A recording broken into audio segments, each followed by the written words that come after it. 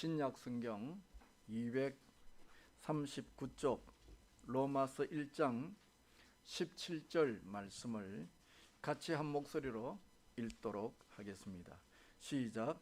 복음에는 하나님의 의가 나타나서 믿음으로 믿음에 이르게 하나니 기록된 바 오직 의인은 믿음으로 말미암아 살리라 함과 같으니라. 아멘. 저는 제 저만의 어떤 설교의 독특한 폼이 있습니다. 제일 처음에 예화를 이야기하고 그 다음에 주제를 소개하고 그 주제에 육하 원칙을 붙이는 설교 스타일입니다.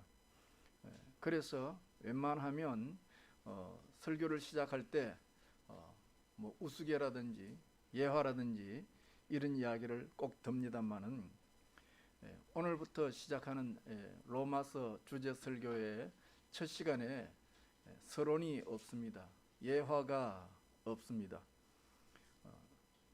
마찬가지로 이 로마서가 그렇습니다. 로마서는 우리가 생각하는 그런 서론이 없는 책입니다. 사도 바울은 로마서를 시작하자마자 냅다 복음을 쏟아냅니다. 그리고 이 복음은 세상의 다른 종교에서 볼 수 있는 그런 복음이 아니라고 이야기합니다. 뭐 어떤 사람이 계룡산에서 30년 동안 돌을 닦고 도통에서 내려와서 그래서 무슨 종교를 일으키는 그런 것이 아니라고 합니다. 그래서 사도 바울은 이 복음이 사람에게서 나온 것이 아니고 사람이 만든 것이 아니고 하나님에게서 나온 것이라 그렇게 말하면서 1장 16절 17절에 보면 이 복음에 하나님의 의와 능력이 나타난다고 이야기합니다. 그래서 누구든지 예수님을 믿고 복음을 받아들일 때 아주 독특하고 놀라운 하나님의 생명력을 접하게 되어집니다. 그런데 문제는 우리가 복음을 접하고 예수님을 믿을 때 말할 수 없는 개인들의 주관적인 체험과 감사와 감격이 있었지만은 이상하게 세월이 흐르면서 자기도 모르는 사이에 이런 능력을 잊어간다는 것입니다. 예를 들면 내 자녀가 초등학교에 입학을 해서 6년이 지난 다음 중학교를 진학할 때쯤 되면 누가 봐도 객관적으로 내 자녀가 크게 성장했다는 것을 우리는 알 수 있습니다만은 신앙의 성장은 그렇지 못하다 하는 것입니다. 감격적으로 예수님을 받아들이고 신앙생활을 하고 그리고 세월이 흘렀지만 그 지나간 세월을 뒤돌아보면 그 믿음의 수준이 오히려 머물렀구나, 오히려 퇴보되었음을 스스로 인식하게 되어지는 것입니다. 오늘 이 자리에 앉으신 여러분들은 어떻습니까? 오랫동안 신앙생활 해오지 않았습니까? 그래서 어쩌면 교회 생활이 좀 있고 나름대로 처신을 할 수 있다 생각할지는 모르지만은 영적인 면에 있어서는 오히려 더 무뎌지고 나태해진 경향은 있지 않습니까? 사도 바울이 로마서를 시작하면서 냅다 복음을 선포하고 나서 로마 교인들에게 권면합니다. 1장 11절에 보면 성도들이 믿음으로 견고케 되기를 권면합니다. 12절에 보면 서로 위로하라고 간곡히 부탁을 합니다. 13절에 보면 믿음의 열매를 좀 맺어야 되지 않겠느냐 그렇게 말씀합니다. 이 말씀은 뒤집어 보면 로마 교인들이 신앙생활을 했지만은 그리고 세월이 20여 년 흘렀지만은 영적으로 성장하지 못하고 머뭇거리고 있다는 표현이 되겠습니다. 그렇습니다. 사실 로마 교회는 좀 특이한 교회입니다. 예수님의 제자들이, 사도들이 교회를 개척해서 세운 것이 아니고 그 당시에 믿음에 대한 열정이 있는 평신도들이 세운 교회입니다. 우리 노회에도 몇몇 교회가 목사들이 개척한 교회가 아니고 평신도들이 모여서 열정적으로 교회를 세운 곳이 몇 군데 있습니다. 그러니까 목사가 없는 상황 속에서 평신도들이 몇 사람이 어울려서 교회를 세웠다고 하는 것은 그들이 얼마나 열정적인 믿음이 있었는가를 알 수 있을 것입니다. 그런데 이 로마 교회가 그렇게 목사도 없는 가운데 교회를 열정적으로 세웠지만은 20년이라는 세월이 흘러가면서 자기도 모르는 사이에 믿음의 첫 능력과 은혜를 상실해 버렸습니다. 그래서 사도 바울은 이 문제를 해결하기 위하여 로마 교인들에게 믿음의 권면을 하고 있는 것입니다. 이런 점에 있어서 영적 침체라는 것은 오늘 우리들에게도 찾아볼 수 있습니다.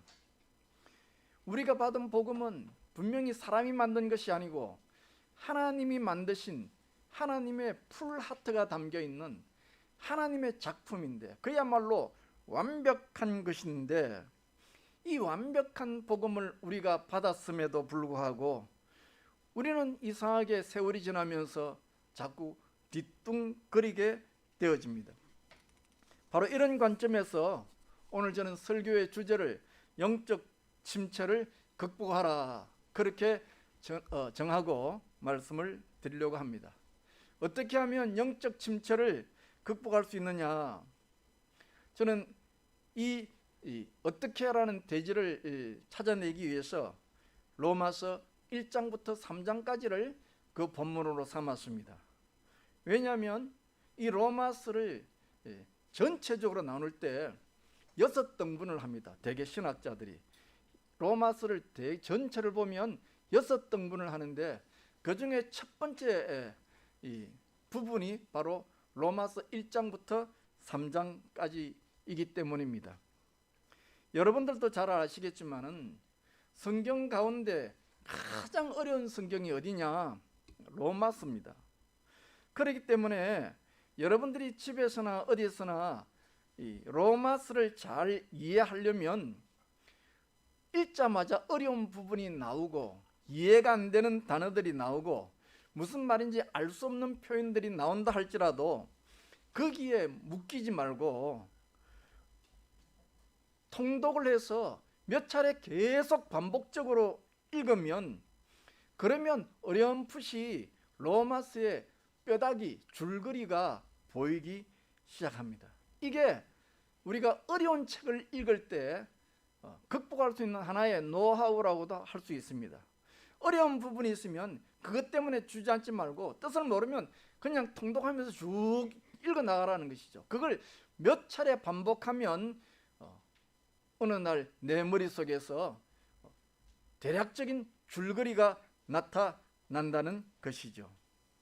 이런 측면에서 저는 영적 침체를 극복하려면 어떻게 해야 되느냐 하는 것을 로마서 1장부터 3장까지의 전체적인 개요를 통해서 여러분들에게 소개하려고 합니다. 그래서 로마서 1장 1절에 보면 내가 너희에게 하나님의 복음에 대하여 쓰려 한다고 말하므로 시작하자마자 정신도 차릴 수 없을 만큼 사도 바울은 급하게 복음에 대해서 선포를 한 다음에 3장까지 복음의 내용이 쭉 흘러나오는 것을 보면서 1장 1절부터 3장까지가 중요한 주제가 복음이라는 것을 알 수 있고, 이 복음에 나아가는 잘못된 사례들을 1장 1절로부터 3장까지 소개하고 있습니다. 그래서 조금 구체적으로 보면 복음을 소개하고 나서 이 복음을 누리고 향유하는 데 있어서 잘못된 방법으로 이방인들의 이야기를 합니다. 다시 말하면 오늘 우리로 말하면 안 믿는 사람들이 어떻게 했느냐. 그 다음에 두 번째는 유대인들은 그러면 어떻게 했느냐. 이 이방인들, 안 믿는 사람들, 그리고 교회를 다닌다고 하는 사람들 가운데 잘못된 두 가지의 예를 이야기하고 나서 사도 바울은 3장 마지막 부분에 다시금 복음에 대하여 언급하고 있습니다. 그래서 저는 오늘 설교의 주제가 영적 침체를 극복하라 하는 주제에서 그러면 어떻게 하면 영적 침체를 극복할 수 있느냐 대해서 몇 대지로 나누어서 여러분들에게 설명하려고 합니다. 첫째는 왜 사람은 영적 침체가 있느냐 하는 것이죠. 신앙생활을 하면서 왜 자꾸 뒤뚱거리느냐, 왜 쑥쑥 성장하지 못하느냐. 내 자녀가 초등학교 1학년이 들어가서 6학년 졸업할 때 되면 객관적으로 누가 봐도 크게 성장했다는 걸 알 수 있는데 왜 우리의 신앙생활은 이렇게 쑥쑥 자라지 못하느냐 하는 것이죠. 그리고 거기에 대한 전제 조건으로 앞에 말씀드렸지만 복음에는 문제가 없다는 것이죠. 왜? 복음은 하나님에게서 나온 하나님의 작품이기 때문에, 복음은 완전 무결한 것이기 때문에 문제가 없다는 것이죠. 마치 농부가 봄철이 돼서 밭에다가 씨앗을 뿌렸는데 싹이 제대로 나지 않습니다. 그것은 씨앗이 잘못되어서가 아니고 밭이 상태가 나빴기 때문에 그런 것처럼 하나님의 복음 자체가 잘못되었거나 부족하거나 결핍되어서가 아니라, 다시 말하면 우리의 마음, 복음을 받는 우리의 마음에 문제가 있기 때문에 농부가 씨를 뿌려도 어떤 밭에다가 씨를 뿌리느냐에 따라서 소출이 다른 것처럼 사람들마다 그 복음을 받는 마음에 여러 가지 문제가 있기 때문에 영적 침체가 일어나더라 하는 것입니다. 물론 이 농부가 씨를 뿌리는 이야기는 오늘 본문에 없고 제가 이제 논리적으로 설명하기 위해서 추론해서 드린 내용입니다만은, 그러나 이 추론하여 드린 내용은 다음의 대지를 통해서 그것이 올바르다는 것을 여러분들에게 소개할 수 있을 것입니다. 다시 말하면 왜 영적 침체를 경험하느냐? 하나님의 복음에 문제가 있어서가 아니고 복음을 받는 사람들의 마음에 있어서다. 더군다나 다시 말하면 복음을 받아들이는 마음의 자세가 잘못되었기 때문에 영적 침체에 빠지는 것이다 하는 것이죠. 그래서 구약 성경 창세기를 보면 우리가 너무 잘 알지만은 아담 하와가 죄를 범했지 않습니까? 그래서 성경에 보면 아담 하와가 그 죄를 범하고 나서 나무 잎으로 옷을 해 입죠. 왜 옷을 해 입었습니까? 왜 해 입었습니까?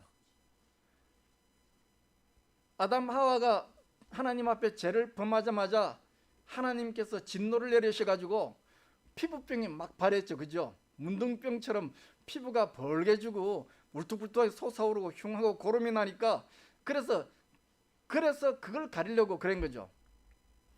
아니잖아요. 그게 아니잖아요. 뭐 피부가 붉어지고 울퉁불퉁 흉해지면 어떻습니까? 에덴 동산에는 아담 하와 외에는 다른 사람이 살고 있지 않습니다. 아무도 보지 않습니다. 그러니까 이 아담 하와는 처음부터 아예 애시당초에 벗고 살았습니다. 옷이라는 것이 없었습니다. 누가 훔쳐볼 일도 없습니다. 그런데 왜 아담 하와는 무화과로 자신의 몸을 가렸습니까? 그것은 죄를 범하자마자 이상하게 아담 마음속에서 무엇이 올라왔다고요? 부끄러운 감정이 올라왔다는 것이죠. 그래서 이 마음속에 올라오는 부끄러운 감정을 숨기기 위해서 나무잎으로 자신의 몸을 가린 것입니다. 이것이 사람의 특징이라는 것이죠.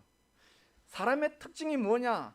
내 마음속에 누구 할 것 없이 다 죄된 감정들이 있는데 이것이 내 속에서 올라오면 사람들은 그것을 숨기려고, 아닌 척하려고, 제가 잘 쓰는 표현이지만 포장한다는 것이, 아닌 척하려고 한다 하는 것입니다. 그래서 어떤 외형적인 것으로 자기의 속에서 들어오는 부끄러움을 감추기 위해서 덮어 씌움으로 자기의 속마음을 숨길 수 있다, 그렇게 생각한 것입니다. 이것이 영적 침체를 경험하는 중요한 원리죠. 우리가 복음을 받았을 때 하나님에게서 나온 예수 그리스도로 인하여서 우리에게 찾아온 이 복음은 완벽한 복음임에도 불구하고 우리가 신앙생활하는데 영적으로 쑥쑥쑥 성장하지 못하는 점은 바로 여기에 있다는 것입니다. 내 마음속에 죄가 올라오고 부끄러움이 올라올 때 이것을 하나님 앞에 나아가서 고백하고 회개함으로 문제를 해결하려고 하는 것이 아니고 세상의 어떤 것으로 자기의 속마음을 포장하고 덮어서 아닌 척하고 사람들에게 멋져 보이게 함으로써 그 위기를 벗어나려고 하는 것, 이것이 영적 침체의 가장 핵심적인 원리라 하는 것입니다. 그러면 두 번째 대지에서 구체적으로 어떻게 했는가? 오늘 본문을 보면 첫째는 이방인들에 관한 이야기가 나옵니다. 다시 말하면 예수님을 안 믿는 일반 사람들에 관한 이야기라는 것이죠. 그들은 어떻게 했느냐? 1장 18절 이후에 보면 소위 일반 계시라 하는 것이 나오는데, 그게 뭐냐 하면 한마디로 말하면 예수님을 안 믿는 사람들도 양심적으로 하나님의 뜻이 무엇인지 대략적으로 안다 하는 것입니다.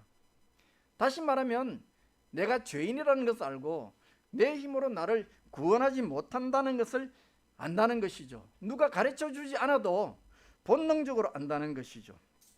내가 아무리 도덕을 잘 지키고 율법을 잘 지킨다 하더라도 그 문제로 내가 나를 구원할 수가 없고, 그래서 인생은 살고 나면 제일 먼저 느끼는 게 뭐냐니까 허망함을 느끼잖아요.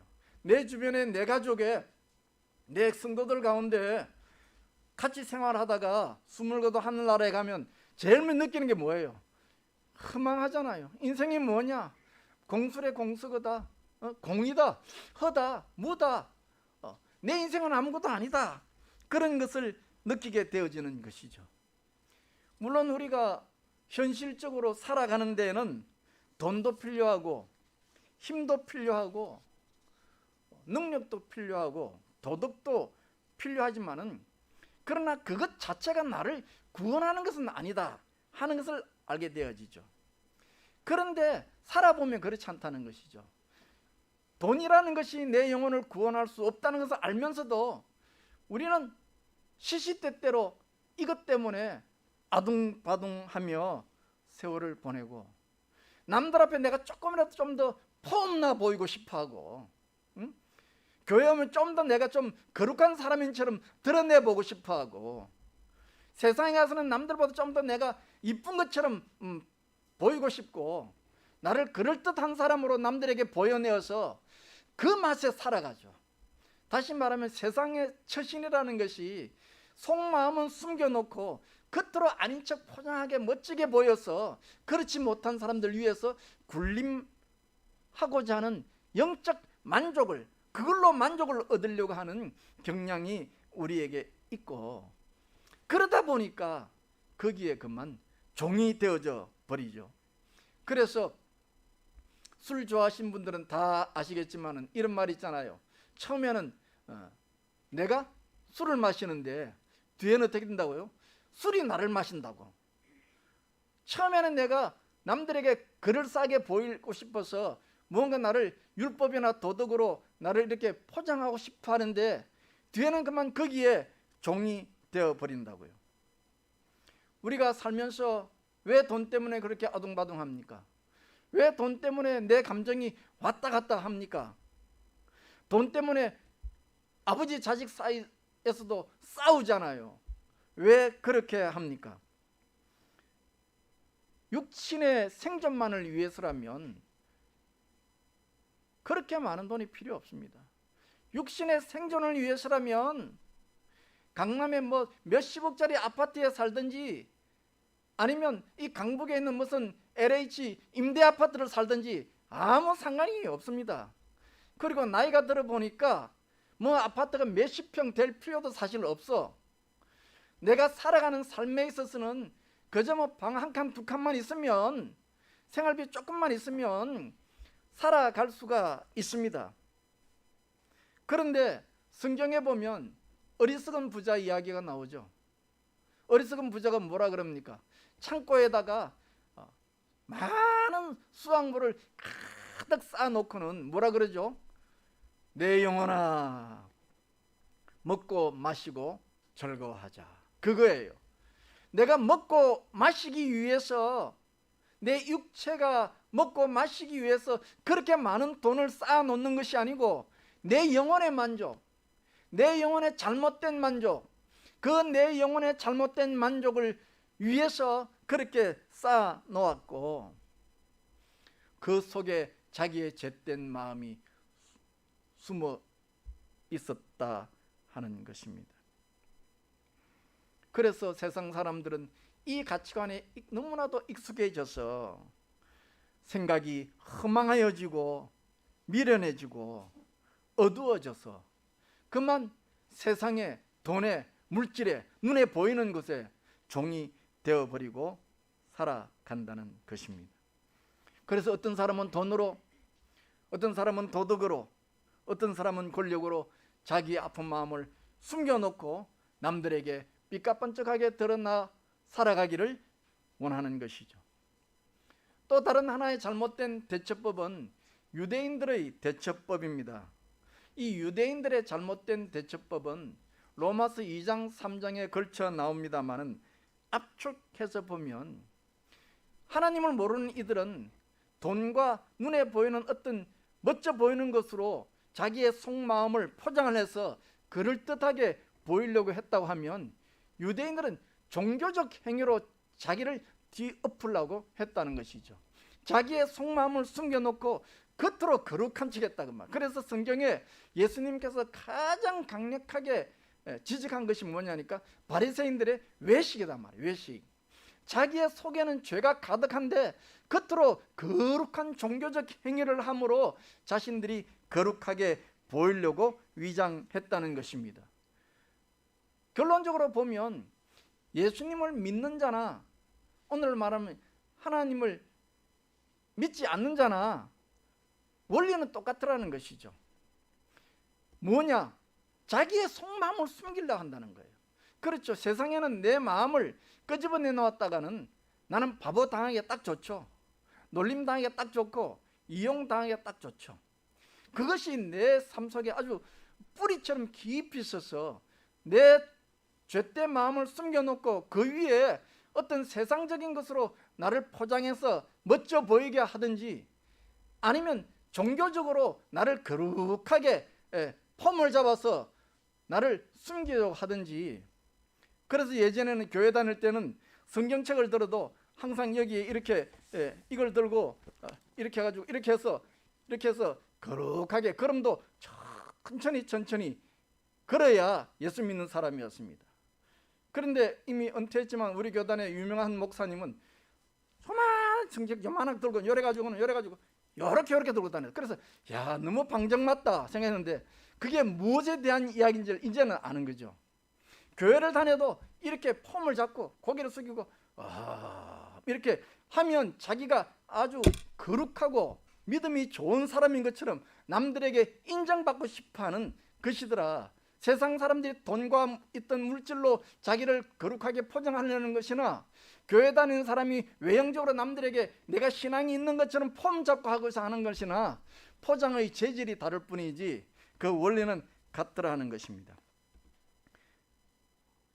마치 창세기에 나오는 아담 하와가 죄를 범하자마자 아무 필요 없는 나무 잎으로 자기를 가린 것과 같은 원리더라 하는 것입니다. 그래서 로마서 2장 16절에 하나님께서 이런 사람들을 향해서 은밀한 것을 심판하시겠다.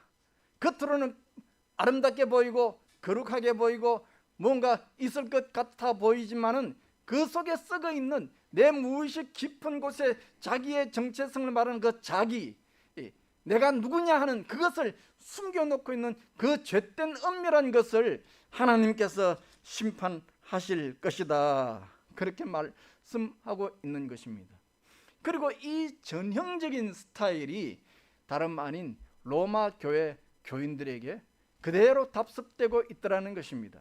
목사님도 없이 평신도들 몇 사람이 으쌰으쌰해서 열정적으로 자기의 모든 재산을 다 하나님 앞에 헌납하여 교회를 건축하고 세웠지만은 20년이 지나도 그들의 신앙생활이 성장하지 못하고 뒤뚱거린 그 이유가 바로 이런 것 때문이었다라고 오늘 성경은 이야기하고 있고, 이 성경을 읽는 오늘 우리 역시 동일하게 그렇게 하더라는 것이죠.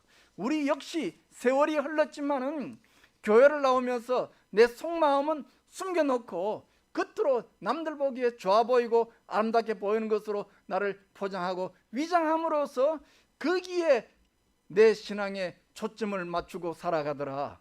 그래서 영적 침체라는 것이 있더라 하는 것입니다. 그러면 셋째로, 그러면 우리는 어떻게 해야 신앙의 영적 침체를 극복할 수 있습니까? 사도 바울은 로마 교회 성도들에게 마음이 얼마나 급했는지 이런 것을 딱 보고 나서 너무너무 마음이 급했어요. 그래서 로마서 1장 1절부터 예화도 없이 서론도 없이 막바로 냅다 하나님의 복음에 대해서 이야기를 하고, 그리고 한 단락이 맞추는 3장 마지막에 또다시 복음에 대해서 또 막 퍼붓는 거예요. 복음을 바로 알아야 된다는 것이죠. 너희들이 복음을 잘 모르기 때문에 그래서 너희들에게 이런 영적 침체가 있다. 복음을 바로 알아야 된다. 그렇게 뜨거운 마음으로 로마 교인들에게 편지를 써가는 것이죠. 그리고 그 복음에 관한 핵심 구절이 오늘 저와 함께 같이 봉독한 로마서 1장 17절 말씀입니다. 그 내용이 무엇입니까? 하나님에게 믿음으로 의롭다 칭함을 받은 사람은 어떻게 살아간다고요? 믿음으로 살아간다고요. 세상의 포장술로 위장술로 내가 남들에게 거룩하게 보이고 아름답게 보이고 멋져 보이고 내 속마음은 숨겨놓고 겉으로만 뻔지르르하게 신앙이 무슨 폼생폼사입니까? 교회도 다녀도 끝으로 어떻게든 내가 이런 정도 큰 교회를 가야 내 위신이 서지. 많은 사람이 그렇게 생각하잖아요. 교회를 선택할 때 겉으로 어떻느냐, 큰 교회 가서 마치 내 삶을 레벨을 어떻게 높일 수 있는 것처럼 그런 걸 보고 찾잖아요. 신앙이 폼생폼사가 아니다는 것이죠. 신앙인이라는 것은 믿음으로 살아가야 된다는 것이죠. 그러면 믿음으로 살아간다는 게 무슨 말이에요? 믿음으로 살아간다는 게 무엇이냐 그 말이죠. 이것을 알려면 무엇보다도 복음에 대한 바른 이해가 있어야 되는데, 그게 뭐냐? 앞에 말씀드렸지만 복음이라는 것은 하나님이 만드신 것이기 때문에 그 복음 안에는 하나님의 의와 능력과 생명이 담겨 있다는 것이죠. 그래서 그것이 이 복음을 통해서 하나님의 생명이 나타났다 그렇게 이야기합니다. 다시 말하면 이 생명과 말할 수 없는 하늘의 신령한 것들은 하나님이 주신 거라 그 말이에요. 복음을 통해서 우리에게 하나님이 우리에게 의를 주셨다 그 말이에요. 내가 쌓은 게 아니라는 거죠. 내가 노력한 것이 아니라는 거죠. 내가 돌을 닦고 계룡산에서 30년 동안 이렇게 막 금식을 하며 이렇게 해서 얻은 획득한 의가 아니고 하나님이 주어신 의라고 하는 것입니다. 다시 말하면 내가 노력한 것이 아니라는 것이죠. 내 속마음을 숨겨놓고 겉으로 아닌 척 세상의 예의와 교양과 예절로 포장해서 마치 유대인들의 무덤처럼 안에는 썩은 시신이 있지만은 겉으로 회를 발라서 허옇게 만들어 놓는 그런 것이 아니다 하는 것입니다. 하나님의 의라는 것은 하나님이 우리에게 주신 것이다 말이에요. 그러니 이건 자랑할 것이 없어요. 세상에 내가 착한 일하면 자랑하잖아요. 어떤 목사님이 하시는 이야기를 들었습니다. 11조를 하면 목사님이 그 사람의 이름을 부르고 기도를 많이 하면, 그런 기도를 많이 하면 교인들이 헌금을 많이 한다. 이 통계죠. 내가 하나님 앞에 헌금을 얼마를 함으로 목사님이 크게 광고를 해주고 위에서 기도해주면 그게 신이 나가지고 헌금을 더한다. 그런 게 아니죠. 신앙이라는 것은 나를 포장해서 남들에게 드러내기 위해 사는 것이 아니죠. 자랑하고 싶은 것이 아니죠. 내가 수고하고 애썼으니 나를 좀 인정해 주시오. 내가 교회에서 이렇게 봉사했으니 나를 좀 인정해 주셔야 되지 않습니까? 그게 아니라는 것이죠. 하나님이 주신 것인데 그 하나님이 주신 의라고 하는 것을 내가 어떻게 느끼느냐는 거예요. 어떻게 받을 수 있느냐는 것이죠. 그것은 하나님 앞에 나아가서 내 마음을 내어놓고 나의 죄와 상처를 살펴보며 예수님의 이름으로 용서를 청할 때, 그때 성령께서 역사하신다는 것이죠. 그래서 성령을 통해서 우리의 마음속에 하나님의 의를 부어주시는 거죠. 그러니까 이건 내가 노력한 것이 아니니까 자랑할 것이 없는 것이죠. 그리고 내 마음속에 이 신비한 하나님의 의가 마음에 부어지면 내 마음속에 평안을 찾고 결국은 행복을 누리게 되어진다 하는 것입니다. 그래서 사도 바울은 로마서 3장에 다시금 하나님의 복음을 소개하면서 하나님의 의를 누리라고 이야기합니다. 사랑하는 성도 여러분, 여러분은 어떻습니까? 여러분은 사도 바울의 권면을 따라서 이런 충실한 믿음의 삶을 사십니까? 믿음에서 믿음에 이르게 합니까? 정말로 의인은 믿음으로 살리라 했을 때에 내 한 영혼이 하나님 앞에서 개인적으로 내 죄를 고백하고 용서함을 빌고 그로 인해서 성령께서 찾아오셔서 나를 위로해 주시고 격려해 주시고 하나님의 의를 부어주심으로 내 마음속에 영적 평안을 얻고 그래서 내 삶의 행복이 무엇인지를 알아가는 삶을 살아가고 있습니까? 아니면 교회에서 이 복음에 대한 이야기를 하나의 이론으로 끝내어버리고 교회 와서 자기의 죄와 상처는 숨겨놓고 세상의 가치관을 따라서 교회에서마저도 자신을 멋지고 아름답게 포장하고 자신을 자랑하고 싶고 자신을 드러내고 싶은 여기에 충실하게 살아가고 있습니까? 이 복음은 바울이 그 옛날 로마 교인들에게 전수해 준 고대의 종교의 한 이론이 아니라 오늘 21세기에 코로나19 바이러스가 창궐하는 이런 상황 속에서도 전혀 변함없이 내 삶 속에서 적용되어져야 하고 실천되어져야 하고 내 상황과 세월이 어떻게 한다 할지라도 내 나이가 몇 살인가 상관없이 여전히 내 심령이 하나님 앞에 나아가서 내 죄를 고백하며 내 마음을 드러내며 성령께서 오셔서 치료해 주기를 사모하는 이 믿음의 행위, 믿음으로 살아가는 이 삶이 오늘 저와 여러분의 심장 속에서 반복적으로 일어나 누리는 그런 여러분 되시기를 예수님의 이름으로 축원합니다. 기도합시다. 하나님, 오늘 예배 시간에 저희들이 하나님 앞에 나아갑니다. 우리의 마음을 받아 주시옵소서. 나의 두려운 마음, 염려스러운 마음, 멍든 마음, 아픈 마음, 나로 하여금 나를 아무도 못하도록 짓누르는 것들,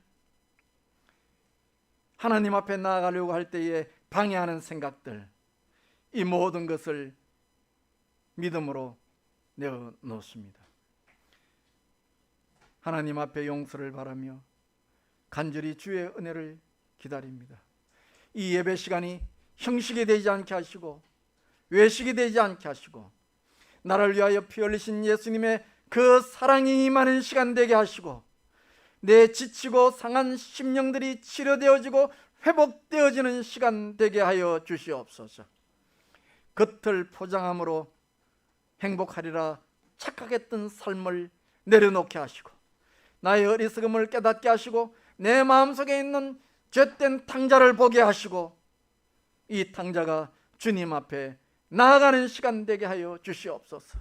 찾아오셔서 나를 씻겨주시고 주의 보혈로 씻겨주시고 성령의 불로 태워주시고 나의 죄된 마음을 멸하여 주시고 이 시간에 주의 성령으로 새로운 사람, 새로운 피조물로 창조하여 주시고 내 속에 있는 악한 것들을 꾸짖어 주시고 내가 새 힘으로 일어설 수 있도록 오늘 역사하여 주시옵소서. 감사하옵고